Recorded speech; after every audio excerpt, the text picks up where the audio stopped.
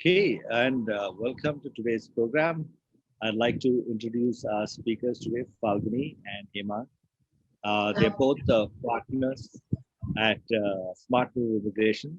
And SmartMove is a specialist immigration law firm that works with businesses and HNIs to evaluate strategies to expand their businesses in the UK, USA, Canada, Bulgaria, Portugal, and also in the Caribbean countries. They help in setting up subsidiaries or branches, and they acquire permanent residents and things like that. They're led by a qualified solicitor. The company has experienced lawyers providing advice and assistance.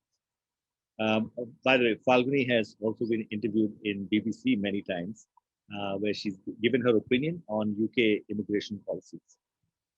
What I find unique about their company is that they have a quite a big vision. They're kind of aligned with the whole Atmanirbhar Bharat, like self-reliant India. So they just don't want to look like international companies coming and becoming big in India. But why don't companies in India actually go and become big in other countries? So that's kind of their big vision.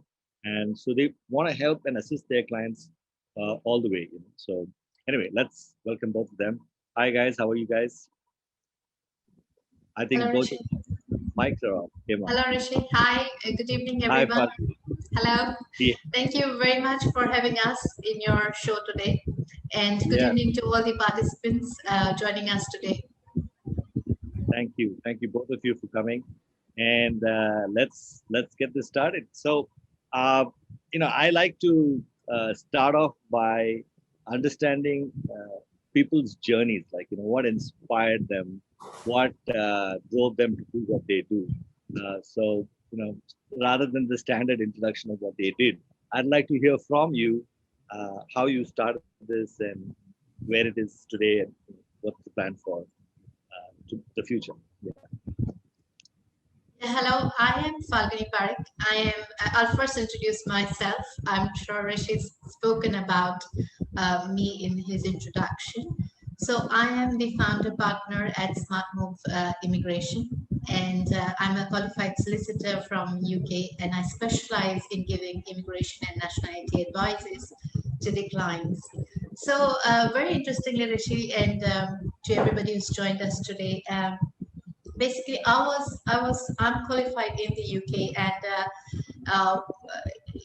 we used to advise on immigration matters there. But I realized that in India this particular industry is still very unorganized. It's very unstructured, and I felt that there's a gap in terms of if somebody's aspiring to expand, somebody's aspiring to grow. The only people that they had a recourse to go to was travel agents and tour operators, where there was a limitation in terms of the legal knowledge as well as the experience required to handhold such an important decisions and execute them appropriately, to strategize, to look into the various aspects that one needs to be mindful of once they're entering into. And in my experience, whilst I was based in the UK, I was in London, and used to get a lot of calls from clients from within India as well. And sometimes the damage was very sometimes the damage was something that you can't really sit and undo. So we felt that there's a lot of need for a structure here. There's a need for qualified advisors. There's need for experienced people to be there to help and assist companies, individuals in this particular industry. So that's what brought us here to India. And since we've been here about from 2009 onwards, we started with advising on UK immigration and nationality laws, but very soon we've added on more countries like USA, Canada, European countries, and now we advise to most of these places. We also have presence in Mumbai, Delhi, and in Bangalore as far as India is concerned. but we also represent clients all over the globe. So we, having been based in India, does not really restrict us. And we've got clientels from Middle East, we've got clientels from Africa and in US as well, and we've represented them successfully in their aspirations to grow, to expand, and meet their individual as well as their business needs. Okay, so I just want to understand one thing. Did both of you guys start this together? Because I'm still confused about that. So, Hemang, you want to how did you get part of this? So Falguni is the founder. She's the one that got the ball rolling, and I think everybody else just joined in after that. So, we're present in 4 cities today. We have about 25 odd associates servicing clients in 20 odd countries. But she started off that journey, and we built it in from there. So I've looked at kind of signing up with corporate clients, doing institutional tie-ups, and all the rest of it, and looking at providing in-country support. But yeah, so I'm happy to be part of the management team. But I have to give credit where credit's due in terms of getting her to get that started. Awesome. All right, great. So when I was looking up about your company, you guys said that you all have existing countries that you expand and migrate is UK, USA, Canada, Portugal, Bulgaria, Malta, and Caribbean. Yes. Why only these countries? I mean, is it that the other countries have other hassles? What was the reason you guys chose these list of countries? I think these countries have a stronger passport, they have a stronger economy, and it is more preferred in terms of the clientele base. I'm not saying the others are not, but because every kind of companies would have their individual goals in terms of expansions and in terms of the strategies, but this is where we foresee that they will require more such assistance. Having said that, I will ask my associate, Mr. Hemang, to build on more to this particular reply here. So it's very interesting because part of it comes in from the ease of access. So as Falguni mentioned, it's easier, or there are certain client preferences or companies have a vision to say that they want to scale up. And if you look at the wish list, so if you were to run a poll across for the people who are attending to say, okay, where do you want to expand your business today? I think the North America and Europe will get the highest kind of preferences to say that, because they represent a big chunk in terms of the higher margins and the ease of access to those markets and all the rest of it. So for us, it has been a mix in terms of where the people wanted to go and where the traffic was higher, and also in terms of the services that we could provide. And the vision obviously is to kind of bring more countries into the ambit. So like Falguni mentioned, we started off focusing exclusively on the UK, but over the last 5 or 6 years, we've expanded to include Canada, the US, Europe, and Portugal, and those countries as well as the Caribbean. So the vision definitely is to kind of add to this practice as we go along, depending on what the market needs are and what is it that we anticipate the market's going to do in the times ahead.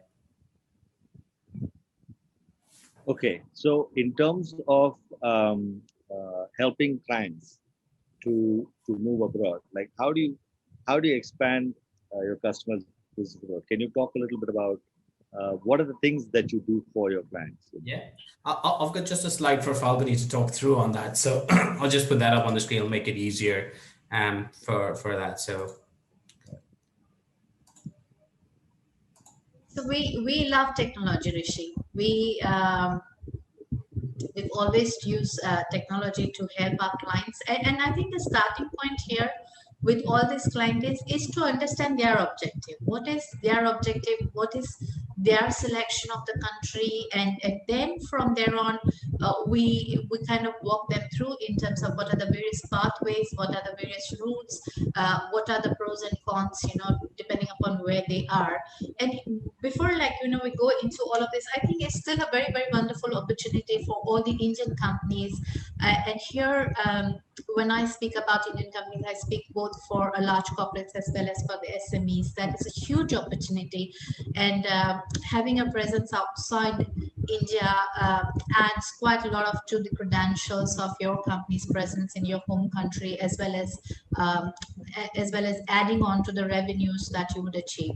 So, so coming back to the process, the way we help is, yes, we do the pre-screening where we understand your objectives very, very clearly here. And based on that, we advise you on which are the best routes available and, how should we go about. We also review your paperwork and documentation because it's all about representation about your case there. We complete the entire applications and we walk them through with the supporting documents, etc., that they require. And finally, once they have achieved, we help them in all of the setting up processes that's required and make sure that they are complying with the requirements and whatever handholding is required post they enter a new country. We try to support as much as we can from our end, from our firm's perspective. Hemang, would you want to add anything more up over here onto this one? No, so I think it's just in addition to the bits that Falguni has mentioned, I think from our perspective, what really helps to set us apart is the in-country support that we can give to our clients. So whether it is in terms of doing feasibility studies, figuring out a market entry strategy for them, or even just hand-holding them once they're in a new country, so they can focus on what they do best, which is to kind of market their products, sell their products, offer their services. And we take care of everything else at the back end. Could be as as mundane as looking for housing for their senior executives or figuring out which schools that they would want to send their kids to.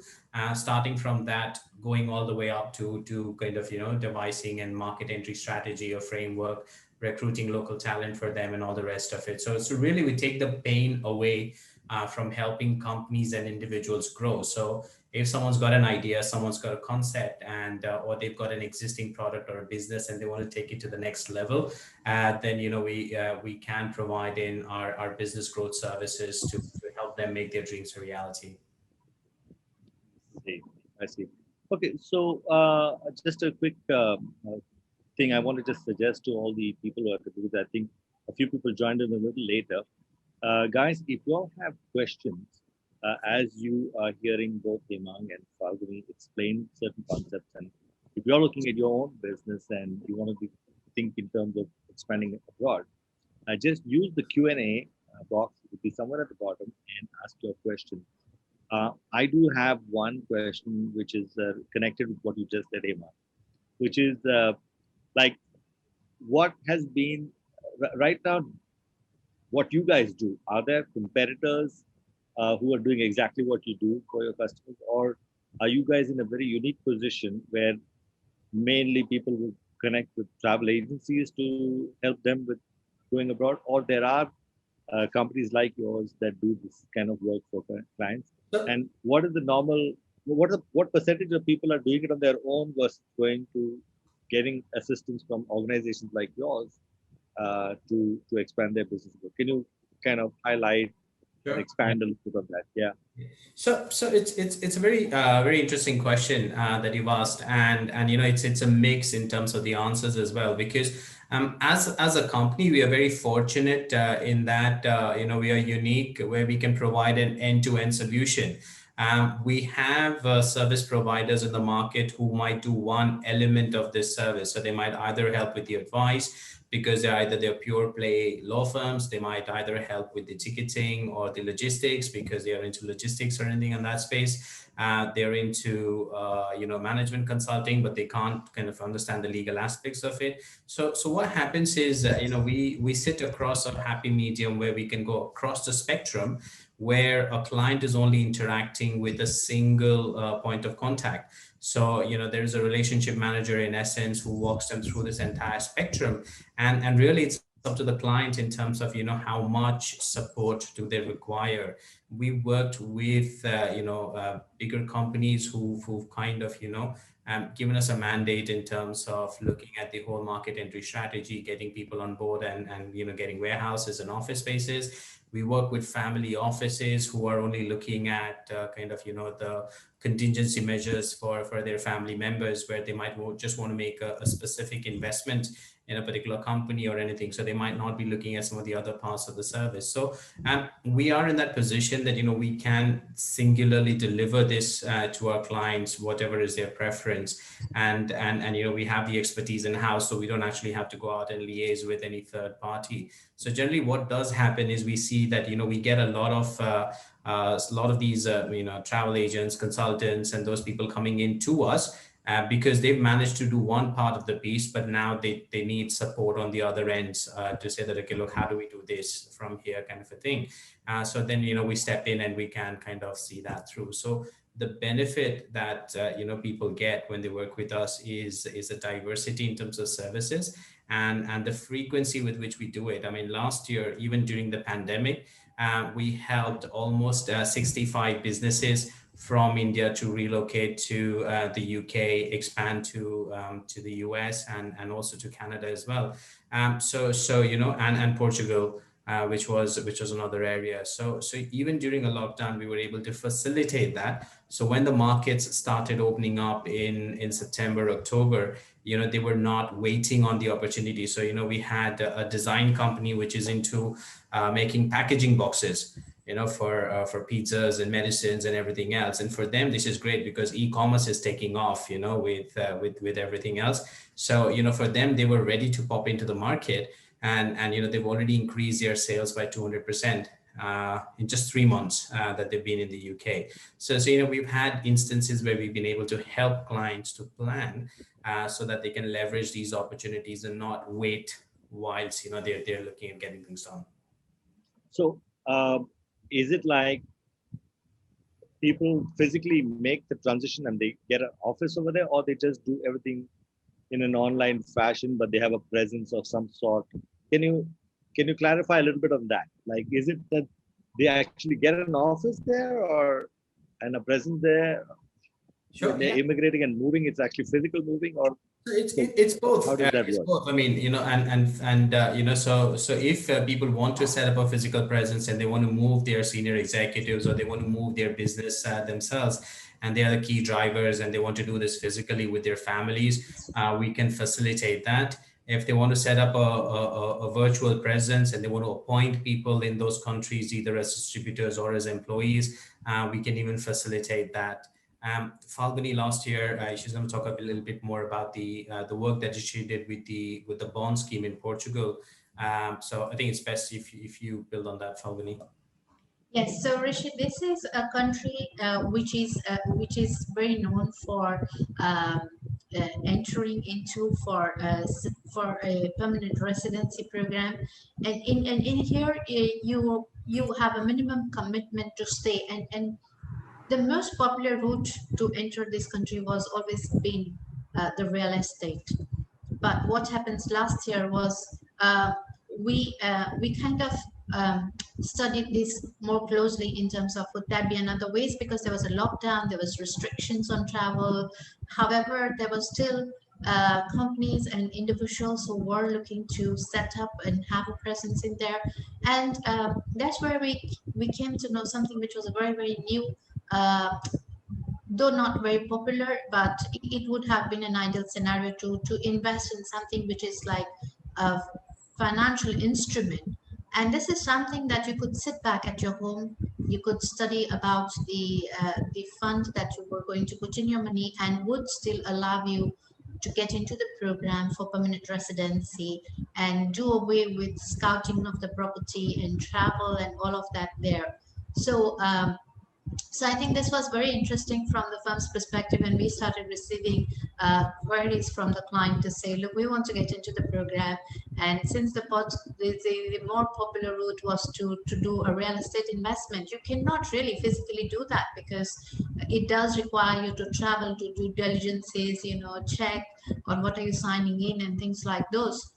so those restrictions were there, and here's where the possibility of investing into something like as simple as a financial instrument, which was just click click click kind of a thing for the client perspective, became very easy for them to get into program, get started, and not wait in this uncertainty on when are the things opening up, when will they actually be able to travel and get this up and running or get executed, and they could get on with their expansion programs, or get on with their businesses which they had in their mind as far as Portugal is concerned. So yes, that's how we had been very successfully able to handle and assist our clients during even the lockdown period, given the challenges that it had with the travels, etc. Thanks. Great. We've already started getting some questions from the audience, so Okay. I will be taking. Yeah, we'll take some of the questions from there. This has been very interesting so far. But before I take those questions, there are a few questions that some of them emailed it to me because they said they may not be able to make it at 4. So I'll just go with those questions first, and then I will start the questions from the audience itself right now who are on the call. Yeah, so guys, if you want to ask questions, please click on Q&A and just type in your question, and we'll get to it in the first one, the person was saying, asking, what is the minimum investment needed for somebody who's still considering whether they should do the expansion or not, because they had no idea what the numbers are. Can you guys expand on what those numbers would look like, or just your reference point? Oh, okay, you got some slides. Great. Let's take a look at it. Awesome. Right. So for UK, if you see on our screen here, and if you're looking to expand in the UK, there is a very popular route, which is an investor route. And you require about £2 million of an investment to go through with, and you get your settlement rights. Whereas you have another categories which are like sole representative categories or tier 2 categories, which requires no minimum investment. So depending upon, again, as I said, sometimes the reservations is to say, oh, we're looking at expansion, which means there will be investment required, and this is something that changes the mind of an entrepreneur to say, no, then let's not do it this time, kind of a thing. But there's always a way around. So even if you're not doing a minimum investment, you can still have a presence in country like UK. We also have Portugal. Portugal is about 350,000 euros. Trust me, this is a price, Rishi, that you can buy an accommodation in Mumbai, isn't it? So why not in Portugal? Because you buy that, you invest that kind of an amount, you not only get a real estate in your portfolio, but you also get an excess for yourself and your entire family that allows you to do work, to do businesses, to do study. It opens up a gateways to a lot of countries in Schengen areas. And the popular industries in Portugal are basically tourism, textile, food processing, etc. My colleague Hemang would walk you through with the other country options that you would have for expansion purposes. Okay, before we move to USA and Canada, I just want to check with you on the Portugal part, but that seems interesting. So you're saying we just buy a property and it becomes, and as a result of investing in that property, you get the citizenship and that's right. And you can also rent this property. So it's buy-to-let property. You can earn in euros as well, and you also can get your citizenship in that country. And then when the price is right, and let's say if you're not wanting to continue there, you can always sell the property because it's an investment. It's not gone. It's not gone. It's not a cost. It's an investment. It's an investment which most likely property prices will go up at some point of time. Great. Yes. Okay. Sorry. Yeah. Go ahead. Hemang, you wanted to take on USA and Canada.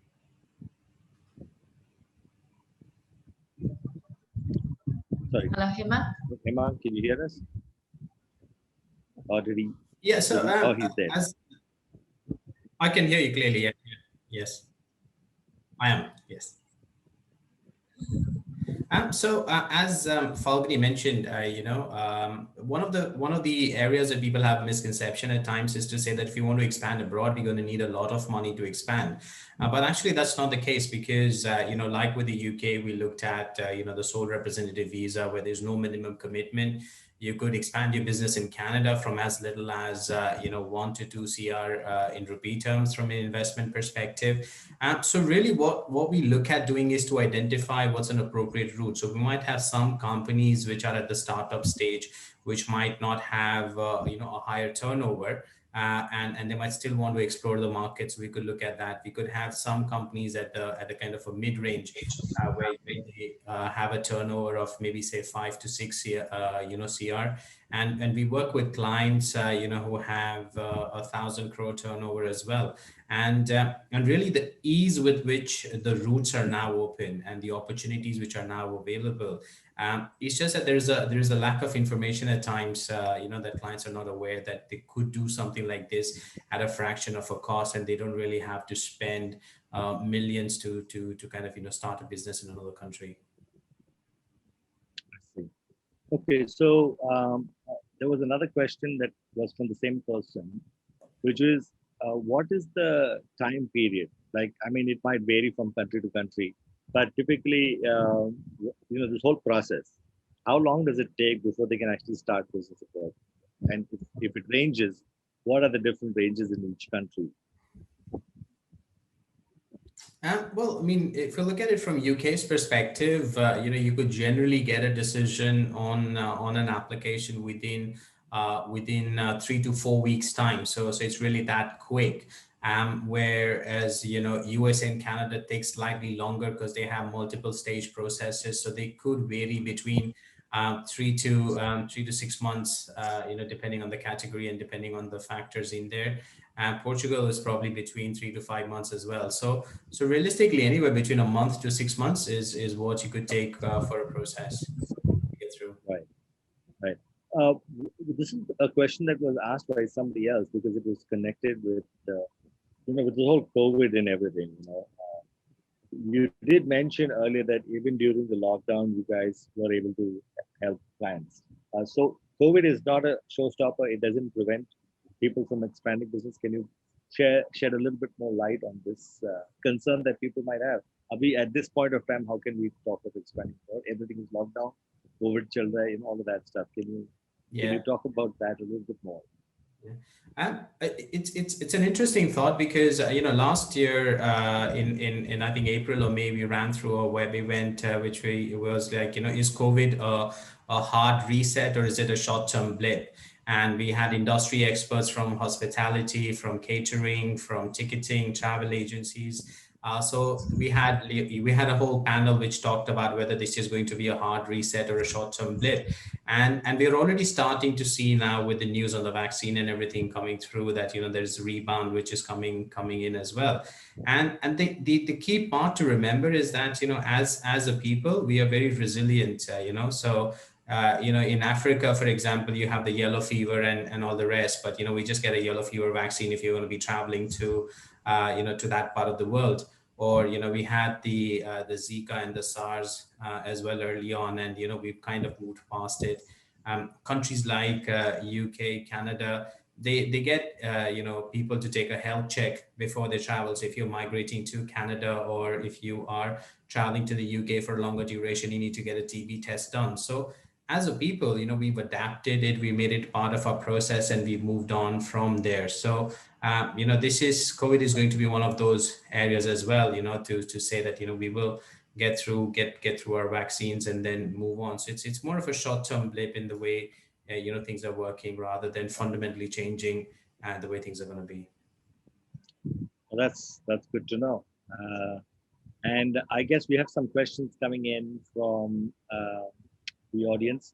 The first question is from Arvind. He says, I'm an owner, a CA cum consulting firm in India.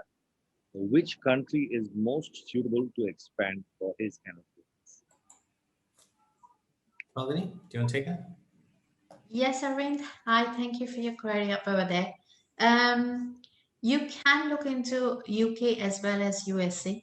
These are the places where there will be a lot of inbound work. So inbound in India, there are companies who would want to set up.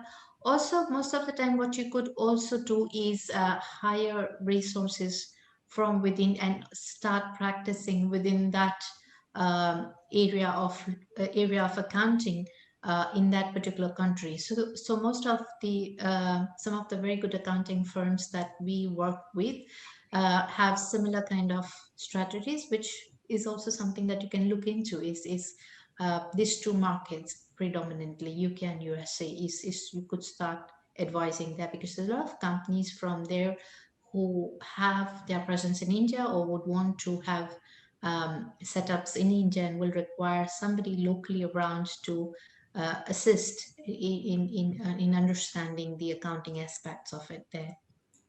So, sorry, just also building on what Falguni is saying, Arvind, you can also make a decision on the basis of, whether you were looking at making any kind of investments, or did you just want to base it on your company's current turnover and things like that. Because Canada, again, is a good market for financial services as well. It's seeing a boom in terms of financial services. So whether you're looking at provinces like British Columbia, Vancouver and those cities in there, fintech and financial services are one of the top kind of practice areas. So if you had a little bit of spare cash and you wanted to invest about 1 to 2 CR, and then possibly you could also look at Canada as an option. So the bits that we talked about, I see a lot of questions, and I anticipate a lot of questions saying that, okay, what's going to be a market for my products? Or, am I going to have a viable market for my product? We do have a specific service where we do a market feasibility study for businesses. And, we come back with a project report to say that, look, this is your prospects, or these are your competitors. This is what you can expect and things like that. So one way is to say that, okay, look, I think, or I anticipate that this is going to be a good area for us. Can you tell us a little bit more? And the other approach is to say, I want to go here. How can you make it happen? So both of those are valid approaches, and depending on your expectations, we could answer that question from either one of those perspectives. Great. So Arvind, if you have a follow-up question, feel free to go ahead and type in a follow-up question in the Q&A section. Thanks for that response. So next question from Matthew. His question is, can we clone British East India Company model, the spice route to do business? I don't know whether Matt just wanted to have a dig at this whole thing, or it was a serious question. I think we missed the bus with the East India Company now, and anyway, the Indian IT sector rules it from the inside, so if you wanted to get a fix in, just get all the IT guys to switch over, and all of those economies would collapse any which way. So I think we've already done that, and now we'll send Bollywood out as well. So I think we'll the victory will be complete then. If it helps, Matthews, 70% of the doctors in UK are Indian nationals, if that helps. Okay, all right. Matthew, if you have a more serious questions, feel free to ask. But that was a good one. Thank you for that. Actually, Arvind has, no, he doesn't have a follow-up. He said, please share your contact details. Yeah, Arvind, we'll be talking about how to get in touch with Hemang and Falguni right after the Q&A. Or do you want to do that right now? Is this a good time you want to just share the slides of how they get in touch with you? Maybe since ask us a question, because obviously you're going to get a call from Arvind very soon. Yeah, that's us. Okay, so great. So Mumbai is Sakinaka. That's your office there, and New Delhi is Connaught Place. Okay, and Bangalore is MG Road. And what's between the email and phone? Who actually answers the call when this number is called? Who actually calls? So we have a corporate business development team that looks at responding to these queries. So whatever is your nature of query, when you call into them, you have our associates who will take in the first line in terms of the queries and things like that, and they'll filter it out in terms of, what is the appropriate response to it. So you'll have our head of, business development looking at responding to these queries. Okay, great. So I guess that will give Arvind I mean, I'm sure he must have got these details. I will probably share this in the follow-up email, which I will be sending to many people that want to watch the recording. So they'll see this, but I also add it as a separate text in the email itself so that they can either write an email or call the number that's been displayed here. Thanks for that. All right. Next question is from Shrikar Shinoy. Hi, Shrikar, good to see you here. We manufacture products that help in preventing rejections and reduce costs in the steel, hot rolling, and hot forging industries. We are exporting on a small scale to Europe. We now seek local distributors for our products in Europe. Traders or industry professionals who are already selling non-competing products to these industries are our ideal match. Can you assist us in finding local distributors for our products in UK? Who wants to give a stab at that? I can take that. Yeah. So Shrikar, it's a very interesting question and a good situation to be in. And the short answer is that yes, we could help in finding local distributors for your kind of products in the UK. That's definitely a possibility. But a better one also is that you could actually nominate a senior employee of your business to be based in that country. And they could do this hands-on in terms of looking at identifying possible distributors, or even looking at selling the products indirectly, because in our experience we find that relationships where you are looking at finding local distributors and partners, they have a mixed result. If it works, it works. It's like any relationship or marriage. If it works, it works. If it doesn't, then you're struggling to kind of keep it going. So in that sense, we generally find that from a company's perspective, it's a lot more better if they're able to send one of their own guys in, and it's not as expensive. It doesn't need to get tons of clearances. So if it's something that you have a bandwidth for, I think that would be a first port of call. But we're happy to have a chat with you to understand a little bit more about your business and kind of validate that for you to say, okay, this would be a more cost-effective solution. Awesome, great. So Shrikar, if you have a follow-up question, of course, you can always ask it right here. And of course, if you want to get in touch with them after this interview session, you can get in touch with them on the contact details that were shown earlier. I'll also be sending them to you later. Great. We have another question from an anonymous attendee.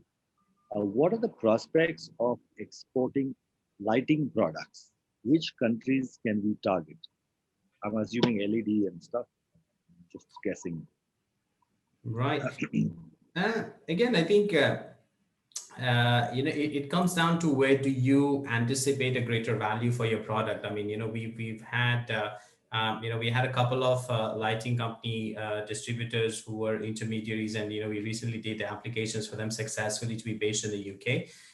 We also had somebody who wanted to be based in Canada because they were anticipating that the demand could be good for them in Canada, and they were they were looking at kind of a nominal investment to kickstart that process. So I think first impressions would be both UK and Canada. You'd also have to factor in your pricing in terms of whether you're making the product here in India or you're getting a drop ship from China to these markets. So obviously factoring in costs around that, or from Hong Kong even going to those markets. So really, I think those will be the other considerations in there. But top of my mind, I think UK and Canada are probably a better fit for your product. Great. Okay. Anonymous, if you have a follow-up question, feel free to type in your next question. And let me go to the next one. Next one is from Ankita Saha. Hi everyone, I'm working in an automation company where we are developing a product into cybersecurity. Which country would you suggest to expand first? Okay. So Ankita, if you are one of the key person who is responsible for the development, and you have technological skills yourself, so you have a background in tech or IT and all the rest of it. UK has a very good program called the Global Talent Visa, which allows you to enter as an individual, where you can show your skill set. You can demonstrate that you are somebody who's got all of this information, and they've got degrees and they've got experience in this domain. If you wanted to enter in as a business, again, UK has a route called the Innovator Visa, which allows you to bring in new tech related businesses and concepts at a very nominal investment. So you need to show you have about 50,000 odd pounds to be able to invest in that business in the UK, and Innovator will be a good route for you as well. Similarly, Canada has a big demand for cybersecurity professionals. It's one of the hot industry areas as well. So if you fancy a trip across the pond, and 24-hour flights are not a problem, then yeah, Canada would be a good place for you to go. And if you can also take the winters as well. It looks like UK Canada is where the matka is. That's Yeah, interesting. yeah, it's nice. It's a midway thing. It's not as bad. You don't have to kind of travel as much. It's easy to set up, and there's a lot of legacy that we have. So almost everyone that knows somebody who's based there. So there's a lot of familiarity in the place, and also the advantage is that because geographically it's a smaller area, the cost of transport is less. If you want to set up a business and you wanted to ship something from London to Edinburgh, it's not going to cost you a fortune.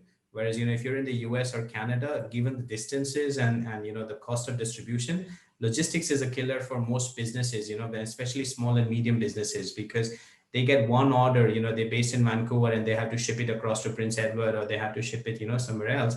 The cost of shipping is more than the product put together. So, that's why UK is more favored as a place for newer businesses to set up shop. That's as long as the products are physical. Yes. Yeah. In the case of Absolutely. then maybe not. Absolutely. For a tech product, I mean, that's not a problem. But unless, sometimes you have to go to client locations for, doing setups or, all the rest of it, then that's a bit of a challenge as well. Right. Okay. Okay. So Ankita, I hope we responded to your question. If you do have a follow-up question, go ahead and ask. Arvind is back here. Our office is just opposite to P&G at Andheri East. I will get in touch. You'll probably walk into your office. Small world, isn't it? Small world indeed. So great. Shrikar is just saying, thank you. I would like to discuss further on this. I think we'll get in touch. Pleasure. Awesome. Fabulous. That's it. These are the questions we have. And I guess that's all we have to talk about. Did you guys want to have any concluding points before we say bye to everybody? Is there something you guys would like to share? Anything else that maybe I not bothered to ask? Falguni? So yes, I think it's a wonderful opportunity at this moment. There has not been any better time than this for Indian entrepreneurs, Indian companies to expand outside. Also, as an individual, sometimes it's individual goals to offer better lifestyle to your offsprings, to your children, and give them a better opportunities, etc. I think there are a lot of programs which are now being offered, and there's a lot of new schemes which are available for individuals as well to take these decisions for their children, and of course for the corporates to expand. So I think there's a lot of opportunity, and also, as I said in my conversation earlier, that having a setup outside India does help the company to generate a lot of revenue. It also helps you to have a better kind of a standing in lines with your competitors when you say you have presence in so many other countries. Also, most of these countries that we discuss and that we specialize into, as I said, and Hemang also affirmed, that they are geographically well connected. So if you're looking to base into UK, you are still geographically very close to a lot of European countries as well to serve through your products, etc., which kind of brings down your cost logistics and transports, etc., to an extent, and you've been in Canada, it's a big place to cover up into. So I think anybody do considering can get in touch, and as Hemang rightly said, it's sometimes just the information which is not available, or the correct information which is not available. We see a lot of clients coming to us and saying that they're quite happy when they understood that they could also expand into different countries without investment. This was always one of the reasons that they thought that, you know, the only way to expand was through investments. Also the understanding factors that, you know, nowadays the properties, if you're investing into real estate, it's more or less at the same price that you can get something in a country outside India, and also you could get PR, which is a permanent residency, that allows you to leave work, study, and travel to different countries.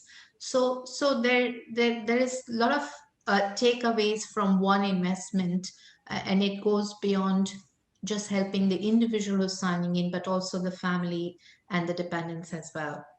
I'm sure also Hemang would want to add something here from his end. Yeah, and so before I do that, I've just got a raised hand from Nishant. Nishant, did you have a query, or did you want to say something? Oh no, I guess he put his hand down. Ah, okay. Yeah, that's That it. happened by mistake. Didn't want to put him on the spotlight, yeah? Okay, fair enough. No, I think you know, Falguni's made a brilliant point in terms of you know, how easy it is now to expand your presence. You know, so it's not like the olden days where you had to worry about getting licenses or get clearances on FEMA and FERA and all the rest of it. So you know, it's really become easier to do business in multiple markets and, you know, benefit from those opportunities. So if you think you see an opportunity, or if you know that there is an opportunity and you want you know, someone to draw up the path for you, then you know, we'd be happy to work with you to help you know, take that step. And you know, we are with you at every step of the way. So you know, it's not only getting people to a country, but we also provide in country support. So you know, if you need to get plugged into our networks, if you need help with infrastructure or anything on those lines, you know, we'd be happy to kind of, you know, work through on that side as well. So I think that's essentially you know, would be my take on it. And I think, you know, before we started this event, we were looking at saying that, okay, look, you know, it is going to be 4 o'clock on a Tuesday. You know, how many people are going to be looking at expanding their businesses at this time? And you know, I'm happy to kind of see that, you know, there's a good amount of interest in there. So I think that in itself says something. Yeah. Awesome. Great. So, thanks, Rishi. Thanks for that. Thank you, guys. Thank you for doing this. And I just want to leave with one last note. We just saw some question coming up here. Sorry, by mistake. It's okay. I'm hoping, I'm trying to see if I can figure out how to target the audience for people who are abroad, like, you know, they're working abroad, but they're probably coming back to India to get married. And you guys specialize in spouse visas as well. I'm not sure whether my database is with people of that type. It's a very focused niche area, but I'll see if I can do something where we can talk more about how you guys help people with what the deal is on spouse visas. Sorry. Yeah. So again, sorry, Hemang, you were saying. Yeah, no. So I think, as you said, it is a niche area, and it is something that, you know, we get a lot of it as a byproduct in terms of the services that we do, because, you know, a lot of times either they're single entrepreneurs or they're individuals who fall for somebody when they go to another country, and then they say, okay, now how do I look at staying back, you know, with them, kind of a thing. So yeah, we do get that as an offshoot on there. So you know, we'll look forward to kind of sharing some of our experiences on that as well. Let me see if I can get an audience for that. Yeah, absolutely. Thank you. Thank you guys once again, and it was great chatting. Thank you so much for having us here. Bye-bye. Bye-bye. Bye-bye. Take care. Have a great evening. Right. Bye-bye. Bye-bye.